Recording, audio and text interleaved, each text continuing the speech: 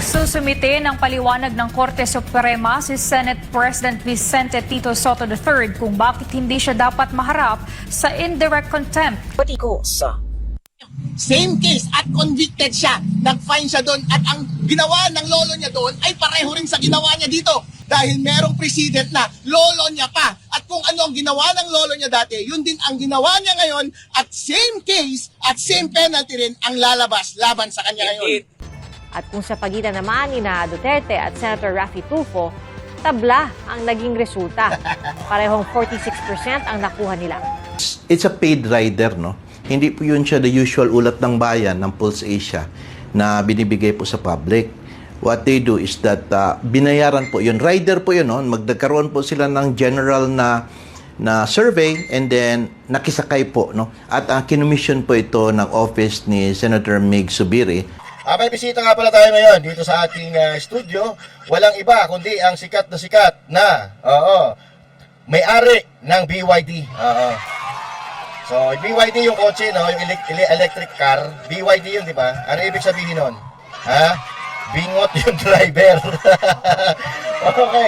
Okay, ladies and gentlemen, live on the house, Sir Jack Argota. Sir Jack, pakita ka naman dito sa mga supporter natin. Uy! Ano nila ng bulwayo ko? Bingot yung driver. No! Bakla yung kaya ko. Bakla. Alam mo Anong bugago? Okay. Okay, sige. Umpisahan na natin ang bakbakan. Okay.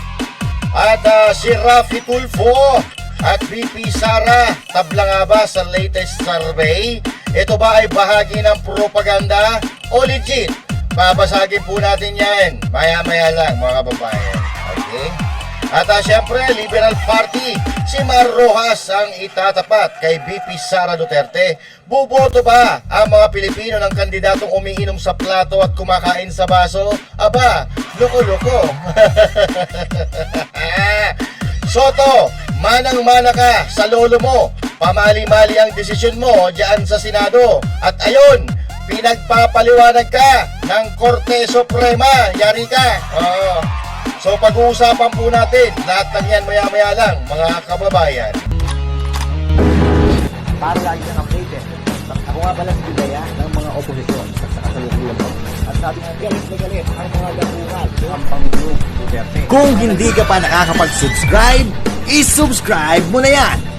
At syempre, magandang araw mga banateros at mga kababayan kong Pilipino. Sa iba't ibang panig ng mundo, ako po si Master Judea at tayo po'y nagbabalik para pag-usapan ng mahalagang balita na nangyayari sa ating bansa, di ba? At syempre nagbabalik para banatan ang mga magnanakaw sa lipunan, mga kawatan, dahil kapag mahal mo, ipaglaban mo.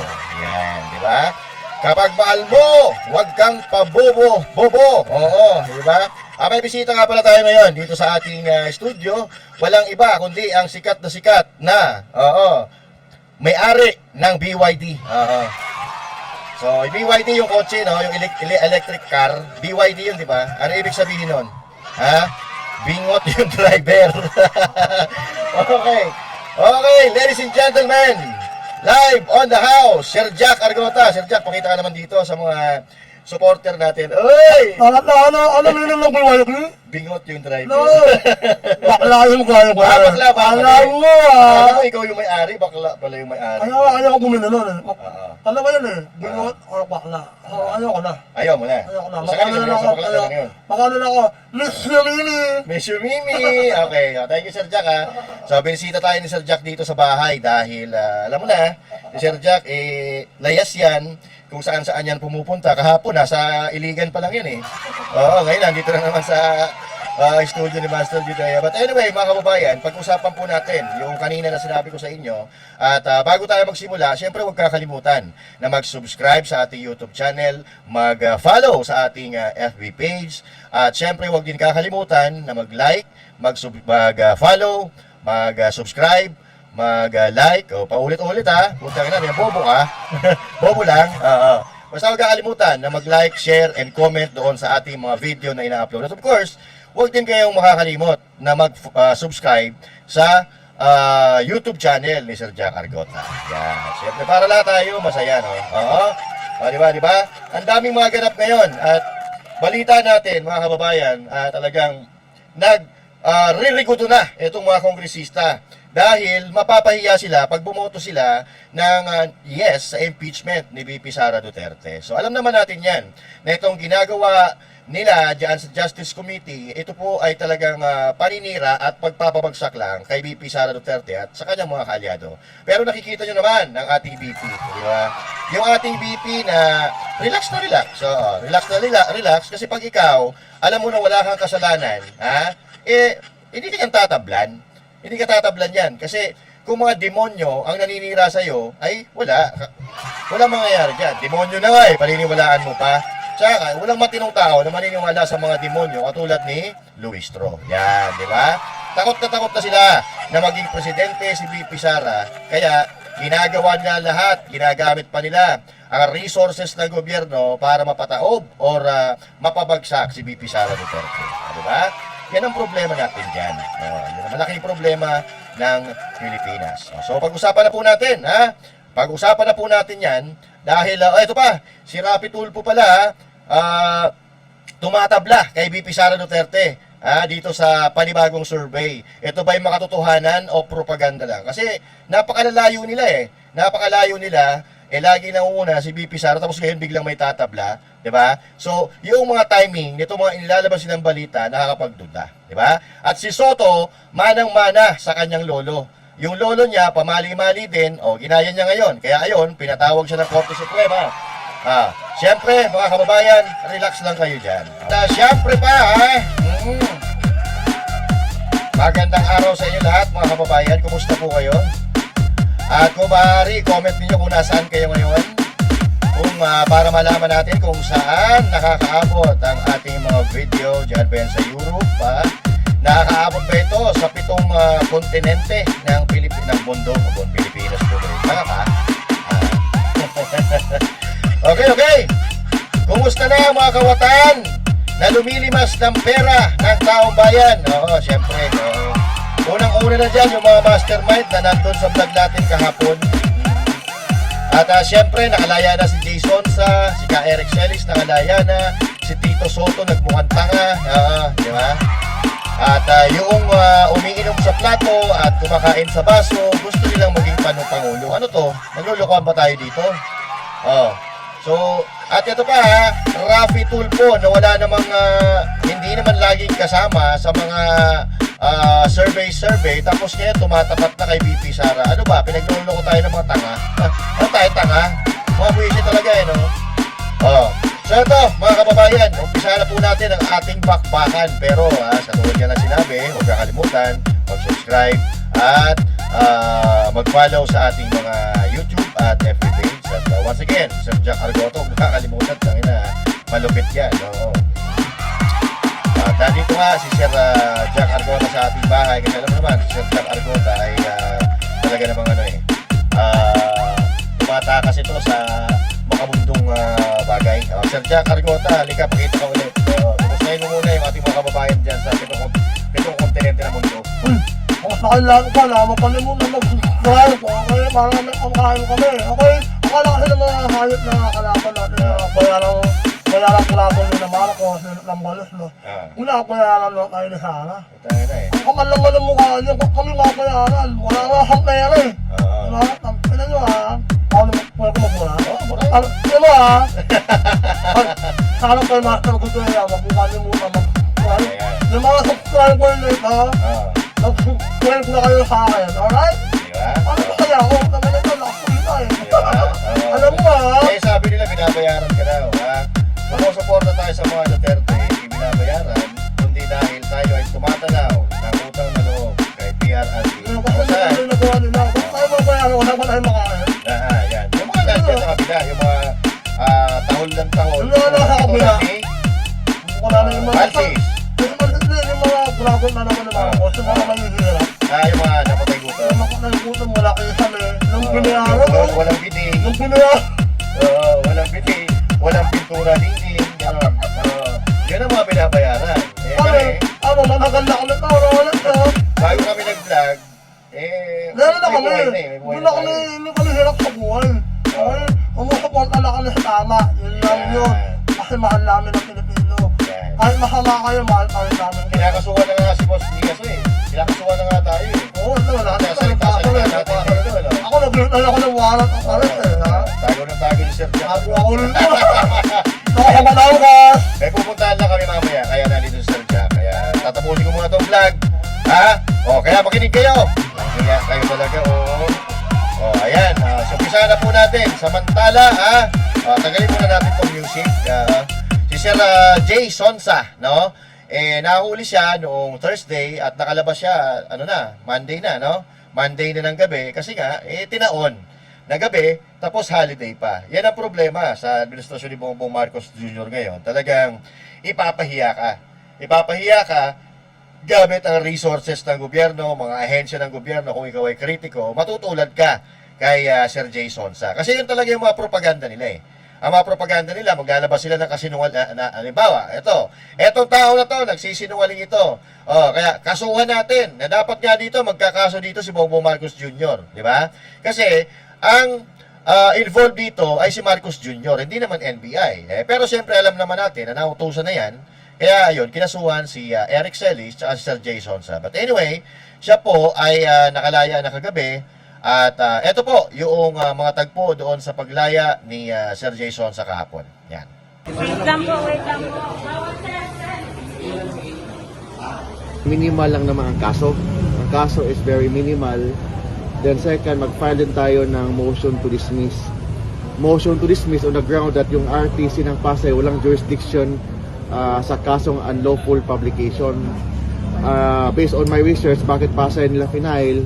Only on the ground that the main office of NBI is here in Pasay City.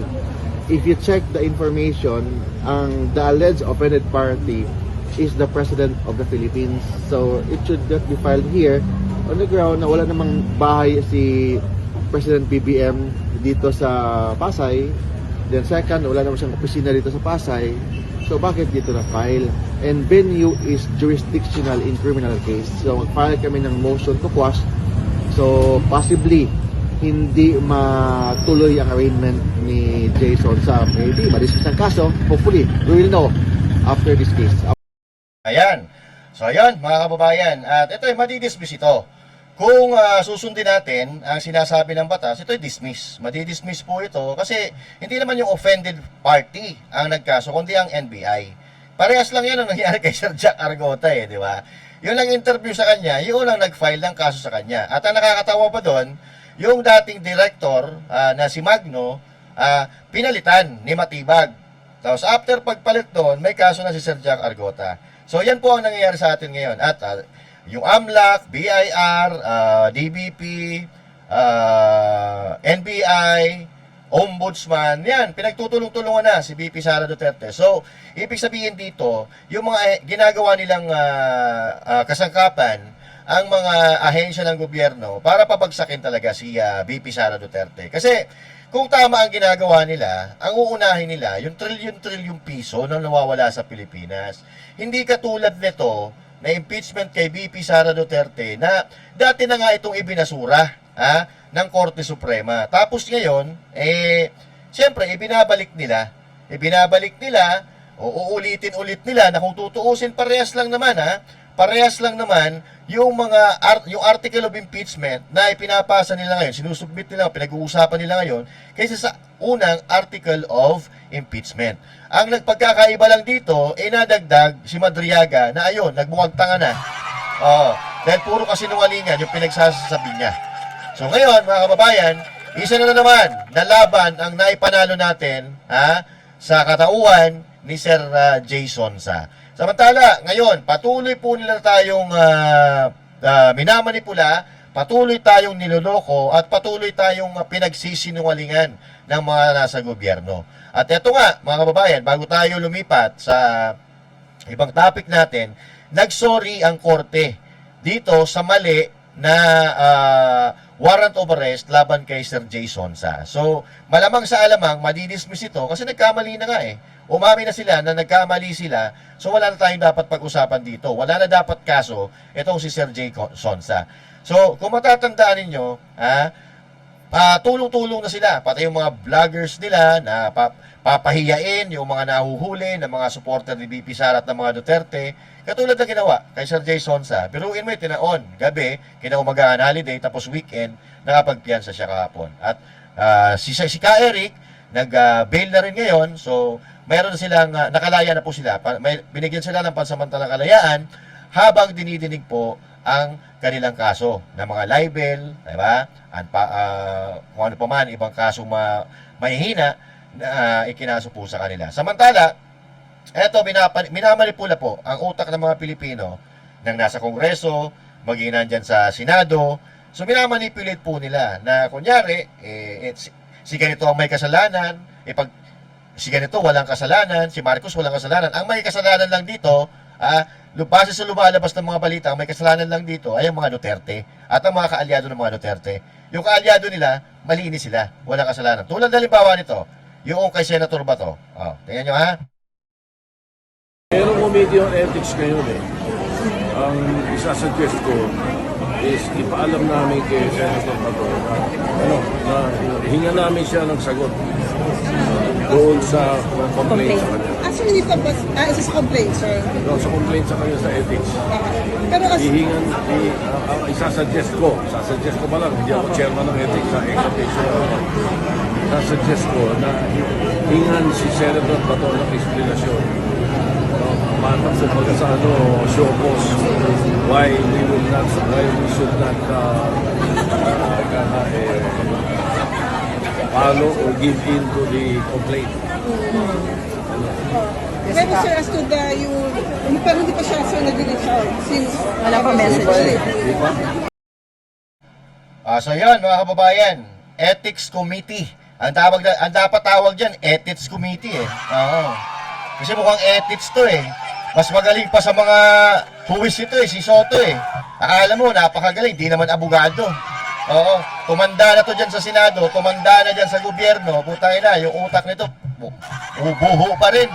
Oo, biruin mo, sabihan niya na parang mas magaling pa siya sa Korte Suprema, mas magaling pa siya sa mga abogado. Kahit sa abogado na lang, hindi na lang dyan sa mga piskal, sa mga abogado, mas magaling pa siya.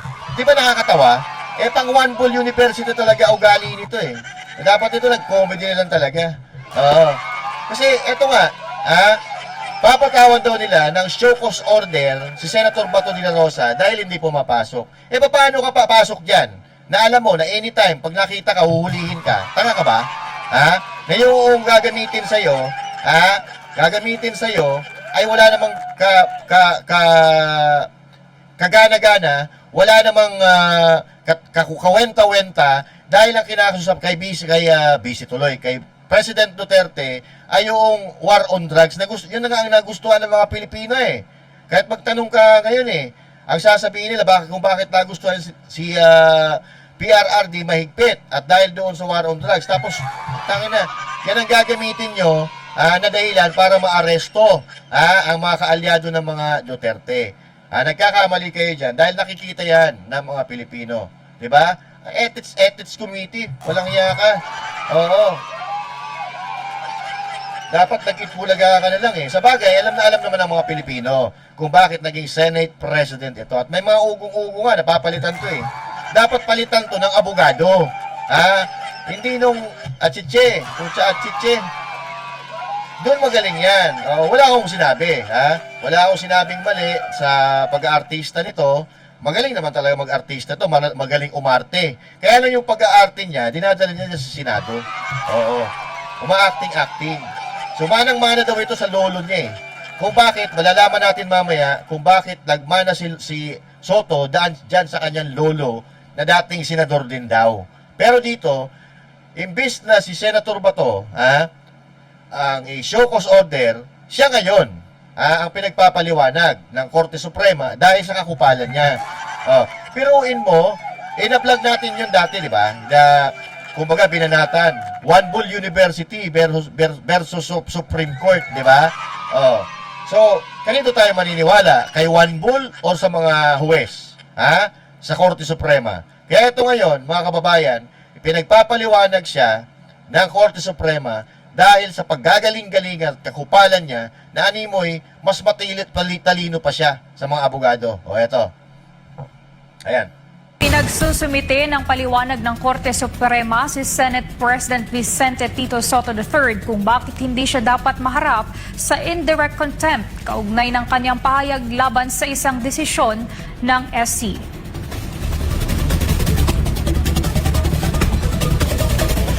Sa resolusyong may petsang April 8, 2026, inatasan si Soto na maghain ng komento sa loob ng 10 araw na hindi na maaring palawigin.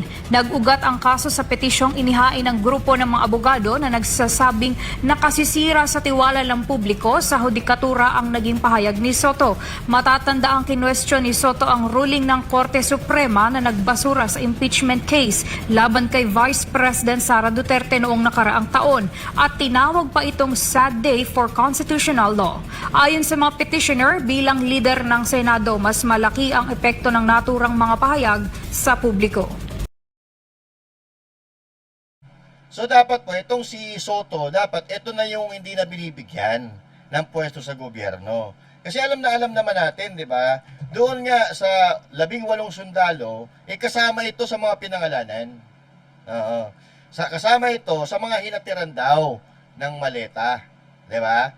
So ngayon, may kredibilidad pa ba ito, si Soto? Kasi haharangin nila yan. Tingnan nyo yung Blue Ribbon Committee, wala na tayo nabalitaan. ICI, wala na tayong nabalitaan. Kung totoo na gusto nilang panagutin ang mga magnanakaw sa gobyerno, dapat may nakakulong na ngayon. Puta mula nang pinalitan ito si Soto, nagkalet-silet na. Noong si Marcoleta at si Chis Escudero ang nandyan, maayos ang takbo ng ating bansa. Maayos ang takbo ng Senado. Putangin na. Mula nung napalitan ni Lacson at ni Tito Soto ang pamumuno dyan sa Senado, wala na. Nasira na ang kredibilidad ng Senado. Diba? Kasi, tingnan nyo kung sinong dinidiin nila ngayon. Yung kinakasuhan nila ngayon, yung itinuturo ng mga testigo, magkakasabwat nga kasi. Walang iba kundi ang mga kaalyado ng mga Duterte. Kaalyado ng mga Duterte ang pinag-iinitan nila, mga kababayan. Hindi nyo ba nahahalata yan? Hindi nyo napapansin? Samantalang, yung mga magnanakaw na nasa alyado nila, na nakaalyado nila, nagsilubuhan yung mga salin, hindi nila pinapansin. Tapos ngayon, humahanap sila ng ebidensya laban kay BP Sara na ayan nga, yung mga kaalyado nila, mga congressman dyan, mga putang inang yan, na nagsilubuhan yung mga salin, bakit hindi nila imbestigahan? At bakit kay BP Sara at mga kaalyado, doon sila gigil na gigil? Nakakaputang ina, di ba? So, sino paniniwalaan natin dito? Parang mapupunta tayo dito pagka ganito ang nangyayari, walang pupuntahan ng bansang ito, kundi sa kangkungan. Kaya nga ngayon pa lang, dapat nag-iisip na tayo kung sino ang ating pagkakatiwalaan sa susunod na eleksyon. Di ba? Kasi hindi po pwede na ganito ng ganito Hindi po pwede na yung kapangyarihan ang mangingibabaw. Ang mangingibabaw dapat lagi ay ang batas ng Pilipinas, ang konstitusyon ng Pilipinas. At ang mangingibabaw dapat ay yung prinoprotektahan ng konstitusyon ng Pilipinas. So walang iba kundi ang mga Pilipino. Pero ito mga ahensya ng gobyerno ngayon na meron tayo, ang pinoprotektahan nila yung mga politikong magnanakaw. Dahil madadamay sila, dahil mga kasabwat na sila, lahat sila. Sabi nga, di ba, ni Chavit Singson kahapon, na eto sa flood control pa lang ito, DPWH pa lang ito, marami pang ahensya ng gobyerno ang mayroong nakawan na nangyayari. So, bakit ipinatawag si Tito Soto ng Supreme Court or bakit ipinagpapaliwanag si Tito Soto ng Supreme Court? Dahil po yan dito, mga kababayan. Panoorin po natin.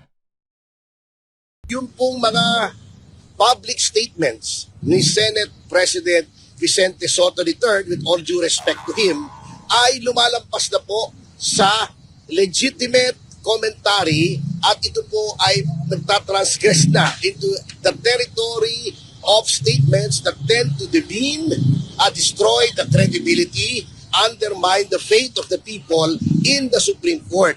Lalong-lalo na po yung may mga statements niya, for example, na sasabihin niya, mas magaling pa ang first-year law student kaysa sa mga mahistrado ng Korte Suprema, parang inamend na ang konstitusyon, hindi naintindihan ng ponente na si Senior Associate Justice Leonen, walang alam sa rules, para sa amin po, hindi na po ito tama, lalong-lalo na sa isang tao na siya po ang pinuno ng upper chamber ng ating Kongreso.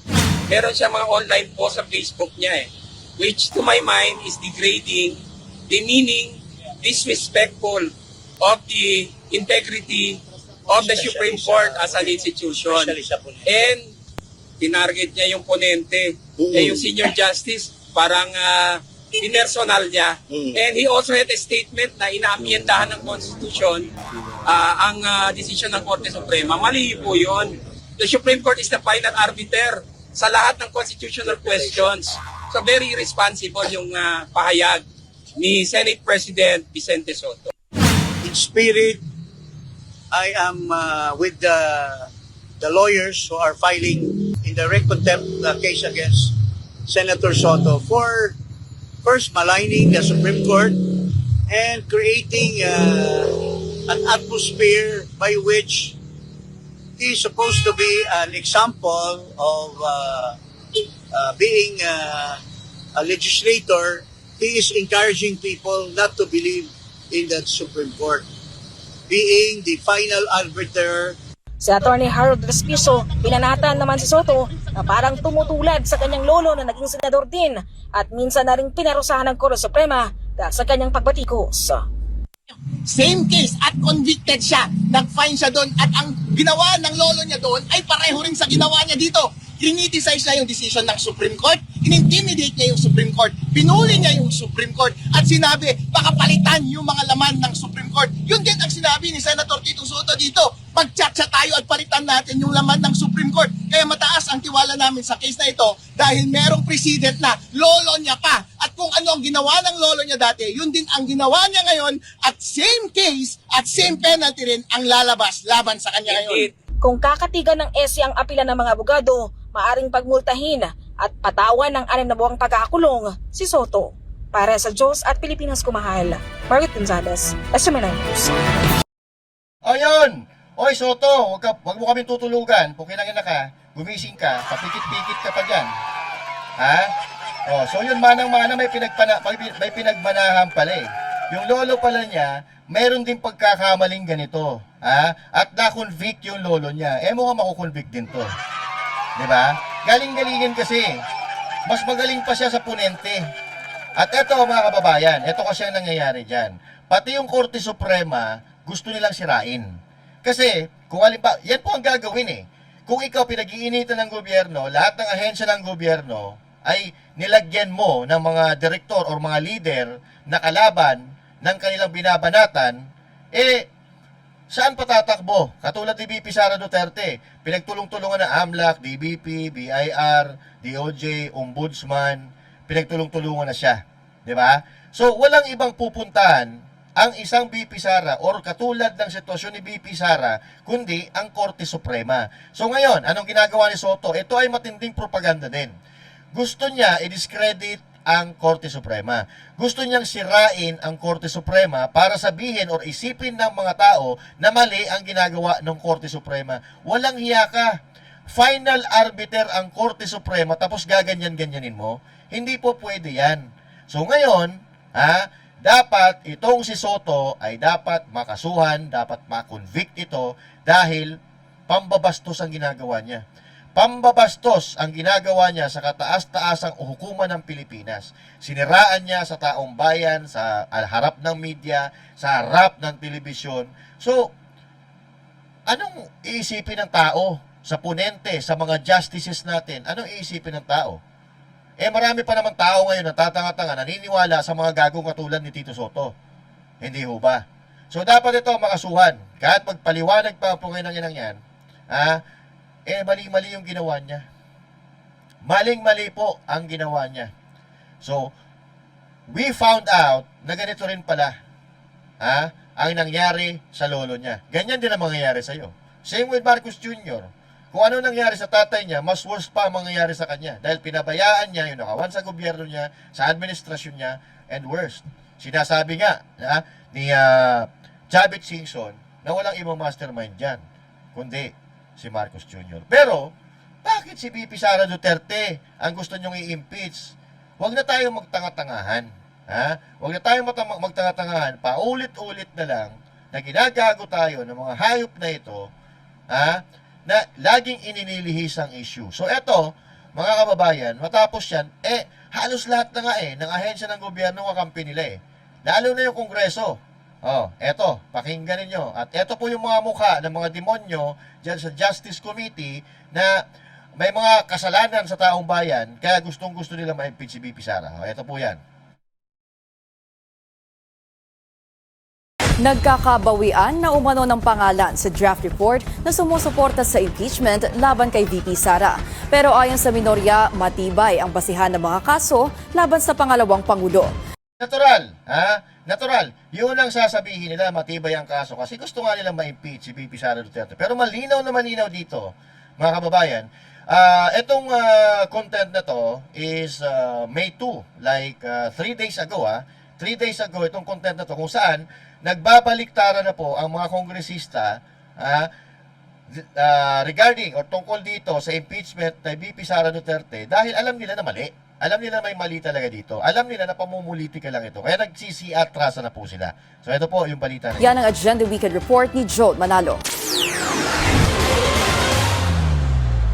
Kumpiyansa ang ilang mambabatas na lulusot sa Kamara ang ulat ng House Committee on Justice patungkol sa impeachment ni Vice President Sara Duterte. Sa kabila ito ng mga balitang may mga kongresista umanong nagdadalawang isip na suportahan ito. Ayon kay ACT Teachers Portal List Representative Antonio Tinio, isa sa mga nagsusulong ng impeachment ni VP Sara, patunay ang unanimous vote ng House Committee on Justice na mayroong probable cause o sapat na batayan ng impeachment para lumusot ito sa plenaryo. Ako, I am very confident na makakakuha ng mahigit pa doon sa 1/3 na kailangan. 106 votes yung 1/3 na kailangan para ma-impeach yung Vice President. I am sure we will get more than that. Pero ayon sa ulat ng politiko, may mga kongresista na raw na bumabawi ng kanilang pangalan bilang author ng draft resolution na ihahain ng Justice Committee sa plenaryo dahil sa umano'y pangamba ng mga ito na mabatikos. Ayun, mga kababayan. So, sa pangamba na mabatikos po sila. So, ibig sabihin, natatakot po sila sa kung anong magiging impresyon sa taong bayan ng impeachment laban kay VP Sara Duterte. So, ngayon, napanood naman natin, alam nila ako, kung halimbawa, ako ang nagsusulong ng impeachment kay VP Sara Duterte, syempre, papaniwalain ko yung taong bayan na ako 100% may impeach yan si Sara Duterte. Paano naman kung nasa kampo ka ni VP Sara Duterte? Siyempre, hindi ka papayag. Dahil alam mo na pinagagawa ng ito ay mga kalokohan, siyempre, makikita mo dyan, lahat ng mga makikita mo dyan na nakaupo dyan, may problema sa mga Duterte yan. Diba? Ang mga problema dyan, hindi yan nakaporma nung panahon ni Pangulong Duterte. At kung Duterte na naman ang mauupo dyan sa Malacanang, hindi na naman ulit sila makakaporma. Hindi na ulit sila makakapagnakaw. Hindi nila mapapakialaman ang pondo ng gobyerno na para sa taong bayan. So tingnan nyo yung mga nandyan, Makabayan Black, di ba? Laila de Lima. Si Laila de Lima, tumasayaw-sayaw pa ng careless whisper sa loob ng kulungan yan Di ba? Tapos, papaniwalain tayo. Di ba? Saan ka maniniwala? Sa sumasayaw ng careless whisper o doon sa Vice Presidente ng Pilipinas na anak ng dating pinakamagaling na Pangulo? Di ba? Ano ba nagawa ni De Lima sa bansang ito? Wala. Kundi patulan yung kanyang mga gwardiya at driver. Yun ang mga nagawa ni Laila de Lima. Di ba? Si Junel, di ba? Si Ronnie. Ronnie. Patikim nga ng saba mo, ganoon. Yan ang sinasabi natin, mga kababayan. Yan ang problema. So, gusto nila, paniwalaan ng mga tao doon sa mga kasinungalingan nila na wala namang naniniwala. So, ito po. Pagbasdan niyo po ang mga mukha ng mga demonyo na gusto magsulong ng impeachment laban kay VP Sara Duterte. Ito po sila. There is a motion to approve the committee report. with the attached resolution setting forth the articles of impeachment against the Vice President as amended. The same has been seconded. Is there any objection? Madam Chair, just a bit of an amendment to the motion. What's the pleasure of the Honorable De Lima? Can we add with the attached articles of impeachment? We Because are following the wordings of the rules of impeachment, yes, which the says attached, setting forth the articles of impeachment. impeachment. So no need to specify with the attached. I don't articles think of it is impeachment. needed. Thank you. We're following verbatim what is provided in the rules of impeachment. Is there any objection? Ayan na. Hearing none, then it means that this is unanimously approved. But again, for purposes of accuracy of the record, may I request the justice members present to raise their hand to show support in the approval of the committee report, the attached resolution setting forth the articles of impeachment Yan, may as botohan amended. pa, no? Please raise your right hand. Yan. So yan po Yan po yung mga mukha na yan. Yan ang mga membro ng Justice Committee. Puta, may baboy dun, oh. Yung asidre. Ay puta yan, puro baboy Puro baboy. Yan po. Hindi natin isa-isa yan. Kasi mamaya, papakita ko sa inyo yung mga picture niyan.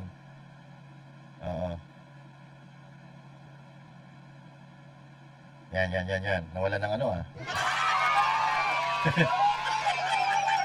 Okay. So yan po yung mga mukha ng buhaya. Yan.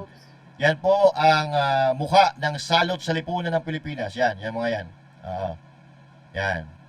So wala na dyan Congressman Marcoleta. Ayan. Yan po ang mukha na tabingi. Ayan o. Ito yung mga nag-i-impeach kay BP Sara Duterte, yung mga walang kwenta sa lipunan. Ayan o. Si De Lima, si Jokno. Diba?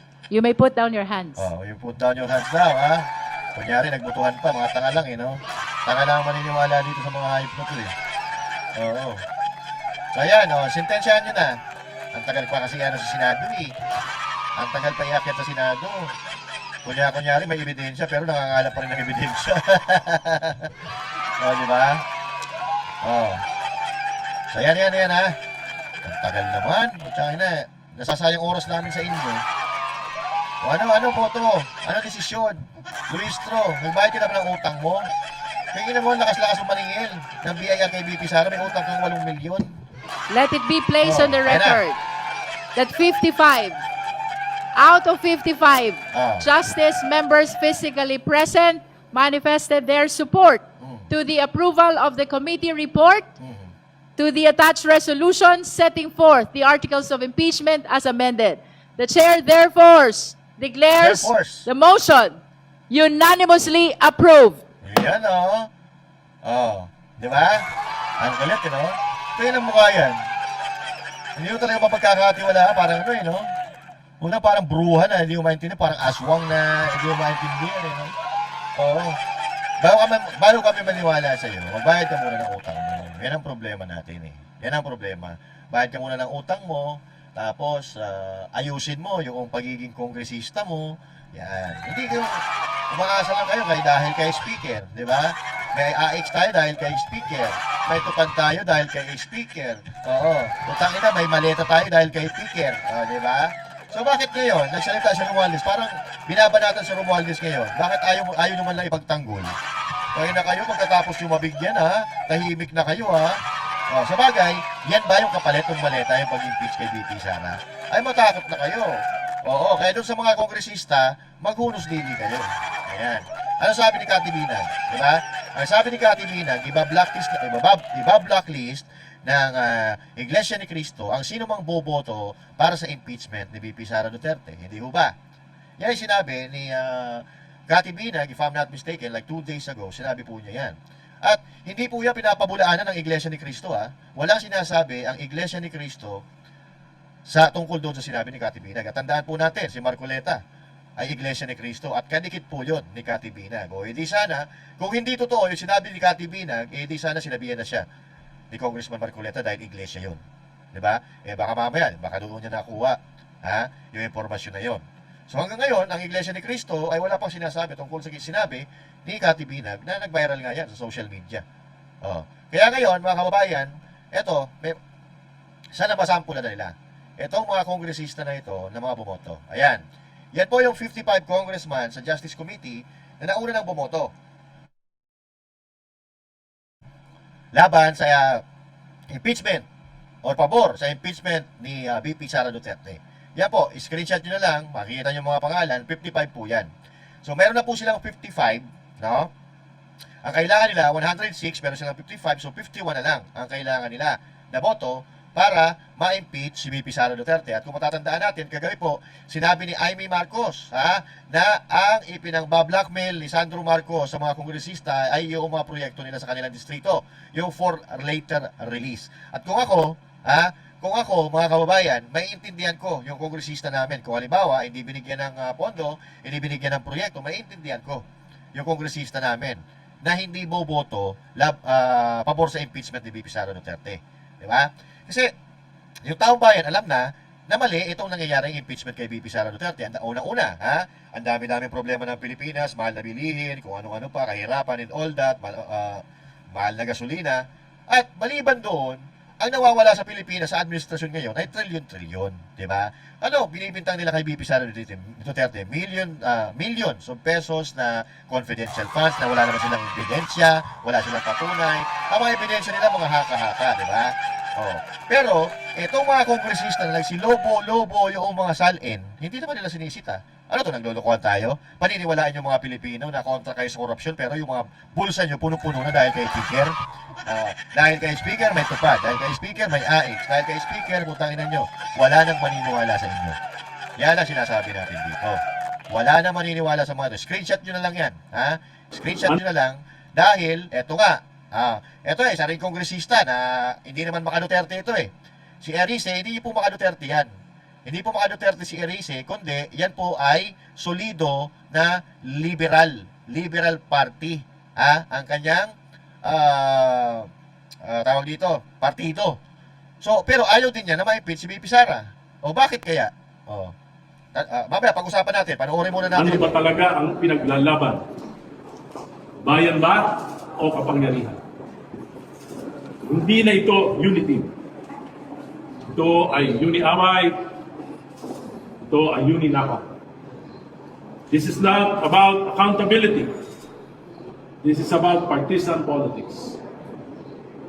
This is about destroying your enemies using instrumentalities of government like the NBI, the AMLAC, to persecute a political opponent. Yan, nakita natin. So, against din si Erice, mga kababayan, doon sa impeachment case ni VP Sara Duterte, ayaw niya. Ang gusto niya, ito dahil ayaw na niya ni dating Vice President Leni Robredo na tumakbo sa national position sa 2028, isang dating mukha ng Liberal Party ang isinusulong na maging pambato sa susunod na presidential race. Okay. So, nitayan muna natin, si Erice po, ayaw niyan kay Duterte, ayaw din yan kay Marcos. Kung matatandaan natin, binabatikos niya si Duterte dati, and at the same time, binabatikos niya si Marcos, si Romualdez, at yung iba pa na posible na talagang mastermind sa pagnanakaw sa gobyerno. Noong na-interview namin to na-guest namin sa Vox Populi, di ba? So, yun, mga sinabi niya na doon, although medyo tipid yung kanyang mga salita, medyo playing safe siya, pero dito, sinabi niya sa interview kahapon na ayaw niyang ma-impeach si VP Sara Duterte. Ayaw niyang ma-impeach kasi gusto niya, basta ang gusto niya mangyari ay patakbuhin si Mar Rojas. Mapilit niya tumakbo si Mar Rojas. Ang gusto ni Congressman Edgar Erice na tumakbo, si dating Senador Mar Rojas. Nakatutok si Darlene Carr. I am convincing Mar Rojas to run. Yan ang ibinahagi ni Caloocan 2nd District Representative Edgar Erice sa media sa Kamara kaninang umaga. Sabi ni Erice, isa lang daw siya sa mga kumakausap kay Rojas na kapartido niya sa Liberal Party. So did he say that he's open to it? Sa pagkakakilala ko sa kanya, mahal niya ang bayan at hindi siya tatanggi sa tawag ng bayan. Matatandaang nang unang tumakbo sa pagkapangulo si Rojas noong 2016, tinalo siya ni dating Pangulong Rodrigo Duterte. Bagay na aminado si Erice na iniinda pa ni Rojas. Alam mo si Mar Rojas, para yung nanligaw, binasted. sino ang hindi babasted sa isang tanga? Diba? Sino yung hindi magbabasted na hindi mo naman trabaho, ginagawa mo? O tayo, no? Magpa-traffic-traffic ka sa EDSA, diba? O, tapos kakain ka sa baso, iinom ka sa plato. Anong kalokohan yan? Sino matinong tao boboto dyan? Masakit sa kanya yung pagkakabasted sa kanya. Oh. Pero sa nangyayari sa bayan natin, dahil mahal niya yung bayan natin, Nako. Yan na naman tayo eh. abay, nasasaktan yan. At pag tinawag mo yan, lalaban yan para sa bayan. Nako. Sinusubukan ng GMA News na hinga ng reaksyon si Rojas pero hindi pa siya sumasagot sa aming mensahe. Tanong ng mga reporter kay Erice, paano raw ang taga-Liberal Party rin na si dating Vice President Leni Robredo na nagsabi ng sa lokal na eleksyon na lamang kakandidato. Ayaw niya eh. Diba? Sinabi niya ayaw niya. Kung siya, di siya. Kung siya mapili, diba? Pero sabi niya ayaw niya. Baka magalit na yun, kapipilit natin. Nauna nang naghayag ng intensyong kumandidato sa pagkapangulo si Vice President Sara Duterte na nahaharap naman ngayon sa impeachment proceedings. Paano kung makakatulong tayo maluwas sa na-impeach si Vice President Sara? Pag na-impeach si Vice President Sara, ang maglalaban yung dilaw sa yung pula. Kaya mas maganda nga, hindi ma-impeach eh. Dahil walang kandidato yung pula. Dilaw na lang kami. Ayan. So hanggang ngayon, walang kandidato ang pula. Yung Marcos Jr. administration, wala pang kandidato. So pag walang kandidato, sa bagay, may punto naman siya eh. Pag hindi makakatakbo si VP Sara at walang kandidato ang administrasyon, baka manalo si Mar Rojas kasi walang kalaban eh. Siyempre, mananalo ka, wala ka namang kalaban. Ano yan? Diba? Pero hindi pa pwede. Hindi naman ma-impeach si VP Sara Duterte. Kaya maniniwala dyan.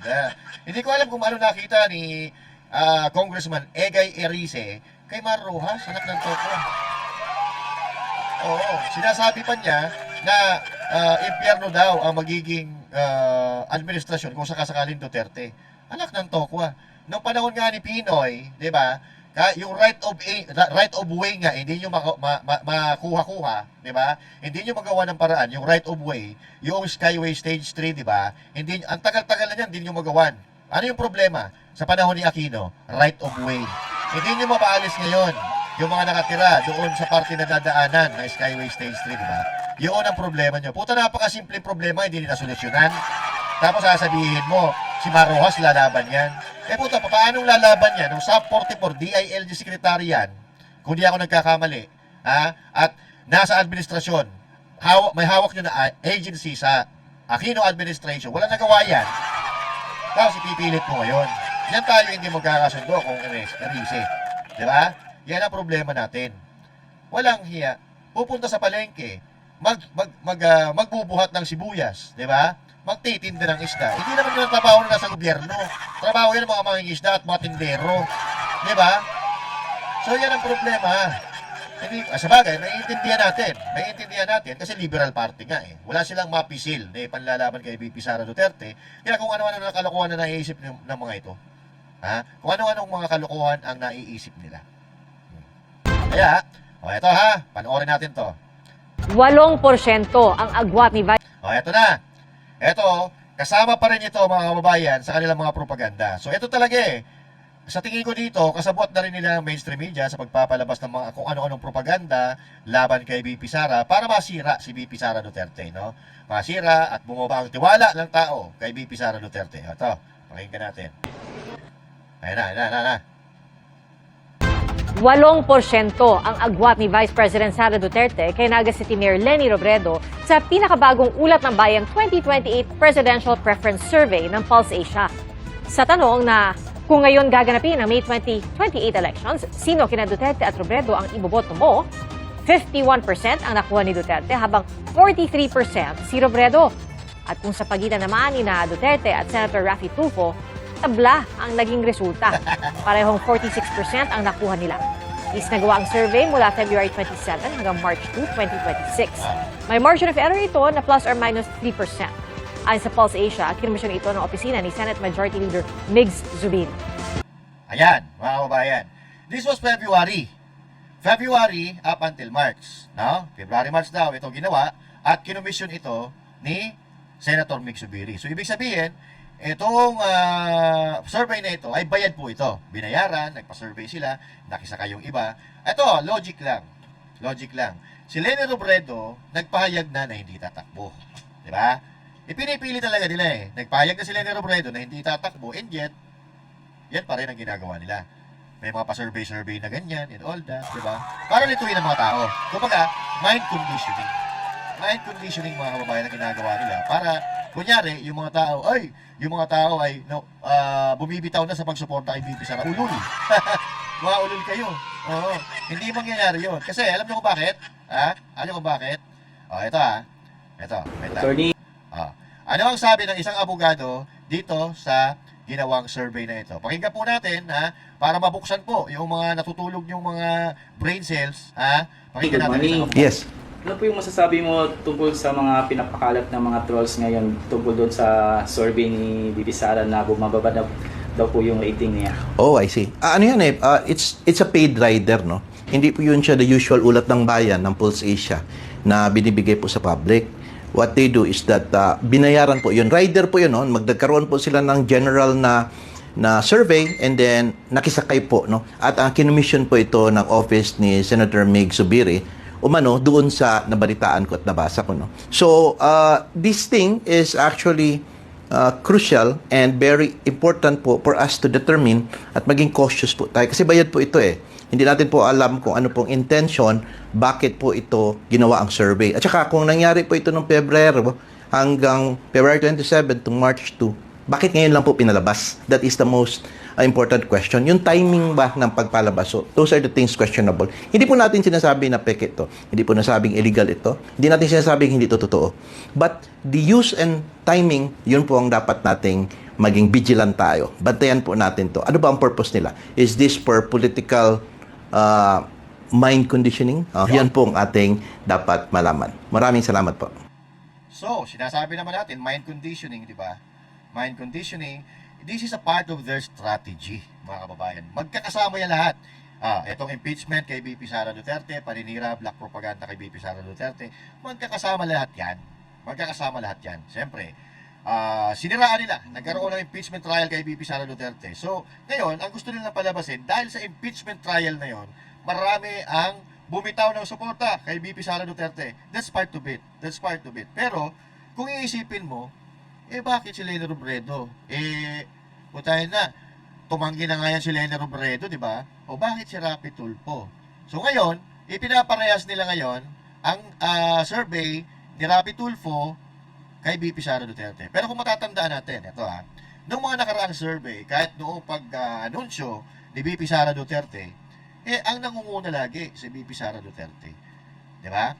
Tapos ngayon, nangunguna si VP Sara Duterte kahit nag-uumpisa na itong trial dyan sa impeachment niya, nangunguna pa rin si VP Sara Duterte. Tapos kinargaan nila ng kinargaan, pinalabas nila si Matariaga, ginamit nila yung BIR, ginamit nila yung ombudsman and all that. Tapos, naglabas sila ngayon ng ganitong survey. Pero yung survey narinig natin, narinig natin yung survey February, katapusan ng February hanggang first week of March. Pero, noong March 2028 mga kababayan, may lumabas na survey galing sa ibang survey firm. Ayan, si VP Sara ang pinakamataas.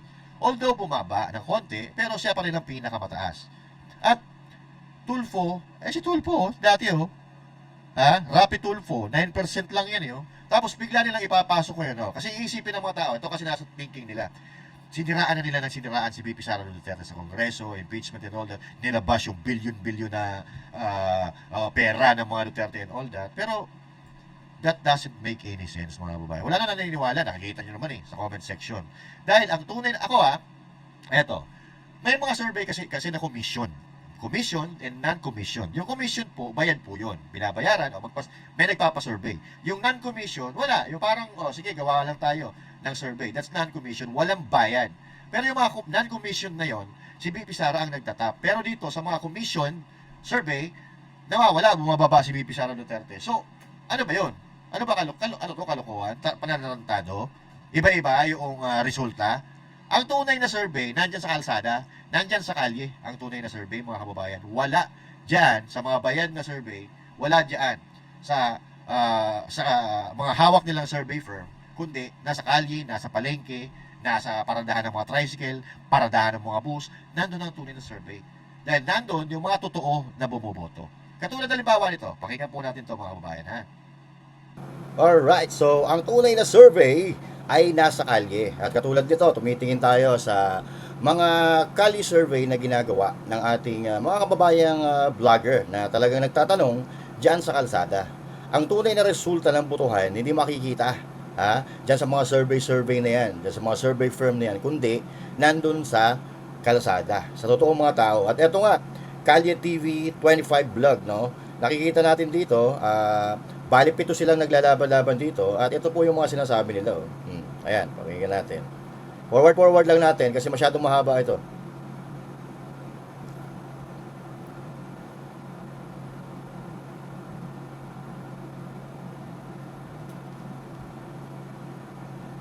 Ayaw magsalita ni Kuya eh.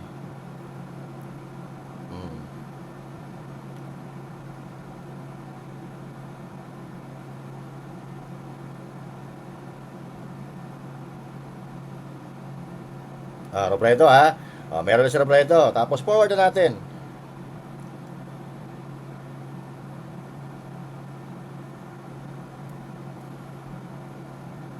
Masyado mahaba kasi ito eh. Kaya ano lang, patagim lang.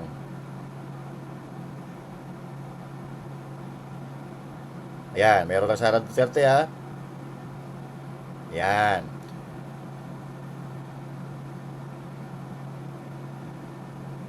Ayaw ni ate, suplada si ate Sige, forward natin. Si Lenny meron na.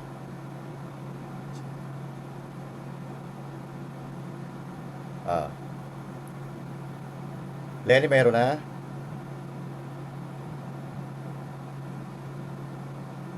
BP meron na. Ayan, kuya naman paano pa Ayan.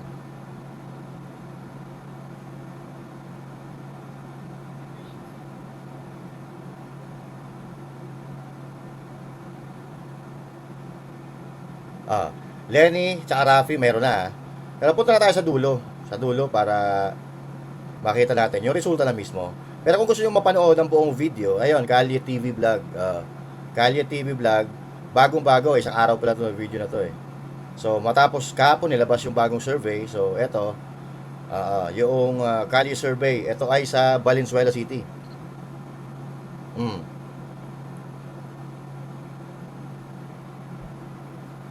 Lenny din siya pero tingnan natin yung resulta.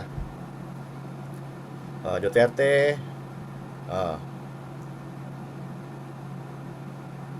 Lenny, okay. So tingnan natin kung ano yung resulta. Nandiyan sa dulo Ayan. So yan ba yung resulta? Total score, Sara Duterte 95, Lenny 25, Risa 5, Rafi Tulfo is 30, John Vic 1, Antonio Trillanes 3, Undecided 35. So total of 195 na mga tao na nasa kalsada. So dito pala makikita na natin kung gaano po kalaki ang agwat ng boto para kay BP Sara dito sa mga makakalaban niya. Actually si Rafi Tulfo 30, si Leni Robredo 25. Kaya lang nakakapagtaka itong bagong survey ng Pulse Asia na tumabla si Rafi Tulfo kay BP Sara. Samantalang itong survey na pinakita nila, kinomission ito February. At alam naman natin na every time na may nilalabas na survey, si BP Sara Duterte ang laging panalo.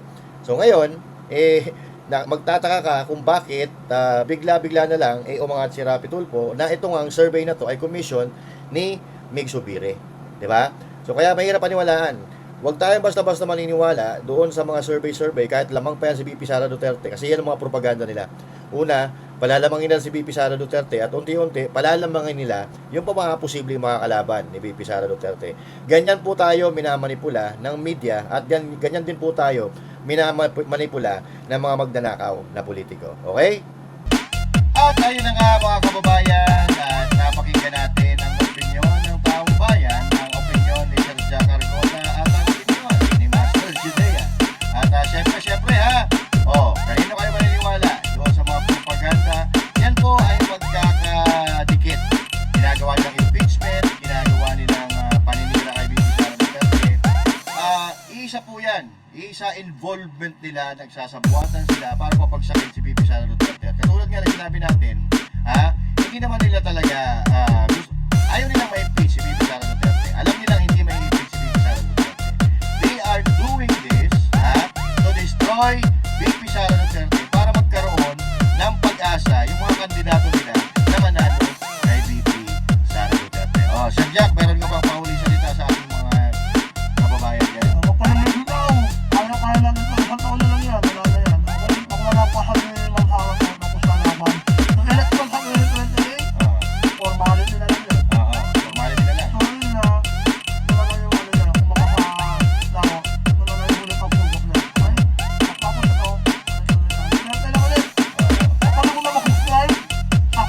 Basta, Pilipinas, Duterte, Pari. Yan na. Laban na tayo. Okay, Pastor. Si Pastor, pagka nakapos sa Duterte, yan po sa ako sigurado. Tapos, at gaganda ang Pilipinas dahil maraming plano eh. Maraming plano. Okay, yung hamon pala kay Peñaris sa kay Torre, wala pa ha?